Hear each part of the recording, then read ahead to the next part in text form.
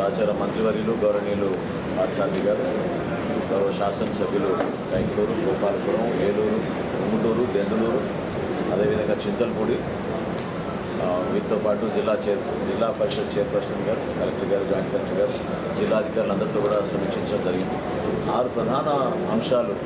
ముందుగా ఈ వేసవికాలంలో మేము రైతులకు ఉపయోగపడే విధంగా వ్యవసాయ రంగాన్ని ఇంకా మరింత పటిష్టం చేసుకోవడానికి ఇరిగేషన్ సెక్టార్ని బలోపేతం చేయడం కోసం ఏలూరు జిల్లాలో ఉన్న కెనాల్స్ అన్నింటినీ కూడా డీసిల్టింగ్ ఏ విధంగా ఒక కార్యాచరణ సిద్ధం చేసాం. ప్రణాళికాబద్ధంగా చేసుకుంటూ ముందుకెళ్ళాలి, త్వరతగిన పూర్తి చేయాలి అనే ఆలోచనతో ఈరోజు ముందుగా ఆ సబ్జెక్ట్ టేకప్ చేశాం. ఖచ్చితంగా రాబోయే 25 నుంచి 30 రోజుల్లో అనేక అంశాలపైన గౌరవ శాసనసభ్యులు ప్రస్తావించిన కొన్ని నియోజకవర్గాల వారిగా సమస్యలు ఉన్నాయి. వాటిపైన కూడా దృష్టి సారించి కేవలం కాలువ పూడికి తీయడమే కాకుండా డీసెంటింగ్ అనేది పక్కాగా జరిగితే కింద దిగువ ప్రాంతాల్లో కూడా రైతులకు ఇబ్బంది కలగకుండా ఉండడానికి కోసం ఒక కార్యాచరణ ఈరోజు ఆదేశాలు ఇవ్వడం జరిగింది. దాంతోపాటు జాతీయ హామీ ఉపాధి పథకం కింద మన జిల్లాలో ఎన్ని పని దినాలు ఇప్పటివరకు పూర్తయినాయి, టార్గెట్ ఒకటి పెట్టుకుని మనం పని చేసుకుందాం వేసవికాలం పూర్తయ్యే లోపు అనుకున్నప్పుడు ఈరోజు ఇప్పటివరకు జరిగిన పనులు 40% అయితే కొత్తగా మేము వాళ్ళకి ఇచ్చిన టార్గెట్ ప్రకారంగా 65% వరకు ఎట్టి పరిస్థితుల్లో కూడా జూన్ 15వ తారీఖు కల్లా పనులన్నీ పూర్తవడానికి జాతీయ ఉపాధి హామీ పథకం కింద పనులు పికప్ చేయమని కోరడం జరిగింది. అందులో భాగంగా హార్టికల్చర్ పైన ఎక్కువగా ప్రాధాన్యత ఇచ్చి 5 ఎకరాల లోపున్న రైతాంగానికి ఈ పామ్ ఆయిల్ కల్టివేషన్, కోకో ఇటువంటి వాటిపైన కొంచెం సమాచారం అందించి తప్పకుండా ప్రాధాన్యత ఇచ్చుకుంటూ ముందుకెళ్ళాలి. ఎందుకంటే మన జిల్లాని ప్రస్తుతం మనం ఆంధ్రప్రదేశ్లో 5వ స్థానం నుంచి 3వ స్థానానికి తీసుకురావాలంటే హార్టికల్చర్కి ప్రధానమైన భాగస్వామ్యం ఉంటుంది. కాబట్టి దానిపైన దృష్టి సారించమని సంబంధిత అధికారులకు చెప్పడం జరిగింది.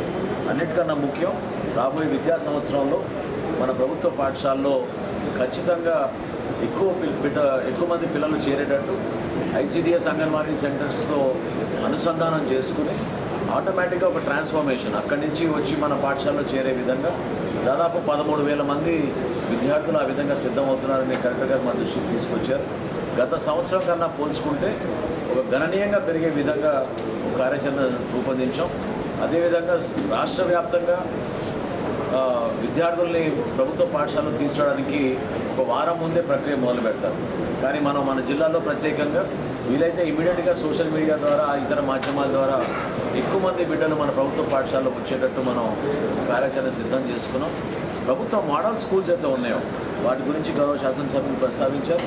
ఆ మోడల్ స్కూల్స్లో ఉన్న ఫెసిలిటీస్ని తల్లిదండ్రులకు తెలిపే విధంగా ఒక ప్రక్రియ చేస్తే తప్పకుండా ఎక్కువ మంది ఆకర్షితులు అవుతారనేది దానిపైన కూడా మేము ఫోకస్ చేశాం.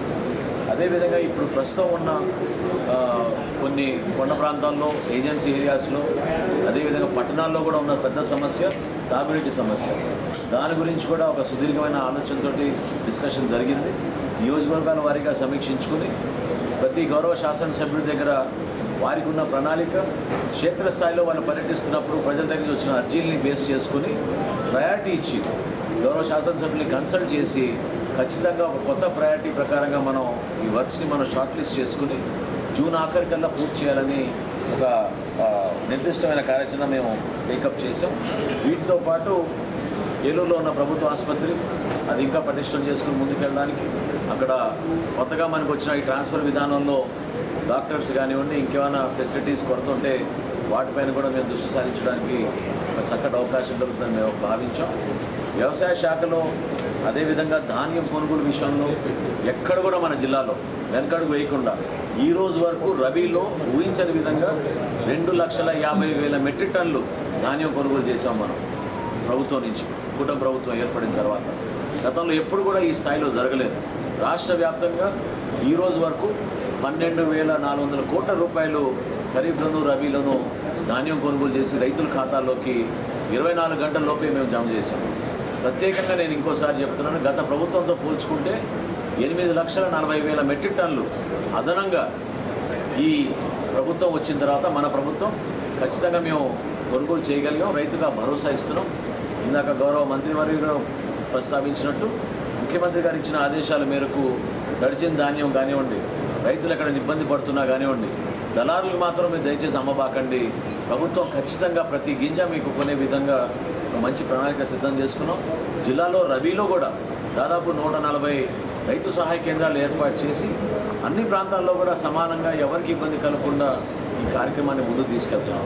రాబోయే డిఆర్సీలో ఒక నిర్దిష్టమైన ఆలోచన ఈరోజు ఫైనలైజ్ చేసుకున్నాం. అదేంటంటే జిల్లాలో ఉన్న ఇన్కంప్లీటెడ్ బిల్డింగ్స్ ఏవైతే ఉన్నాయో, అంటే 25% కన్నా ఎక్కువ పనులు జరిగిన కార్యక్రమాలు బిల్డింగ్స్ ఎక్కడైతే ఉన్నాయో వాటిపైన దృష్టి సారించి ప్రత్యేకంగా స్కూల్ ఎడ్యుకేషన్ కానివ్వండి, ఇతర ఫెసిలిటీస్ కానివ్వండి, హాస్పిటల్స్ కానివ్వండి, వీటన్నిటిపైన కూడా సమీక్షించుకుని దానికి ముందుకు తీసుకెళ్దామనే ఒక ఆలోచన ఈరోజు ఖచ్చితంగా వచ్చింది. డిఆర్సీ సమావేశం ద్వారా ఇక్కడ ఉన్న అధికారులందరినీ కూడా అప్రమత్తం చేశాం. ఎక్కడ కూడా ప్రజలతో మనం మమేకమై ప్రజలకి జవాబుదారీ పెంచే విధంగా పారదర్శకంగా పరిపాలన అనేది జరగాలి. అంతేగాని గత ప్రభుత్వంలో జరిగిన కొన్ని ఆలోచనలు, ఆ విధానాలు ఇప్పుడు కూడా కొనసాగిస్తున్న అనే ఆలోచన ఎవరికి ఉన్నా కూడా దాన్ని మానుకోమని చాలా స్పష్టంగా రాబోయే రోజుల్లో ప్రతి ఒక్కరూ జవాబుదారీతనంగా పనిచేయాలి. ఎందుకంటే పత్రికల్లో వస్తున్న వార్తలు, బయట వస్తున్న సమాచారం దేనికైనా సరే మేమే దానికి రెస్పాన్సిబుల్గా ఉండాలి, బాధ్యత తీసుకోవాలి, ఇమీడియట్గా దాన్ని అడ్రస్ చేయాలి. అంతేగాని ఇష్యూస్ దాటివేసే విధంగా ప్రభుత్వ యంత్రాంగం ఎవరు కూడా దాంట్లో భాగస్వాములు కాకూడదని ఈరోజు అధికారులందరినీ కూడా అప్రమత్తం చేశాం. తప్పకుండా మేము ఇంకా అకౌంటబుల్గా ఉంటాం, ఇంకా ట్రాన్స్పరెంట్గా ఉంటాం. రాబోయే రోజుల్లో ఒక మంచి పరిపాలన అందించి ఏలూరు జిల్లాని అభివృద్ధి పందాల ముందుకు తీసుకెళ్తామని ఈ సందర్భంగా తెలుసుకుంటాం. Thank you.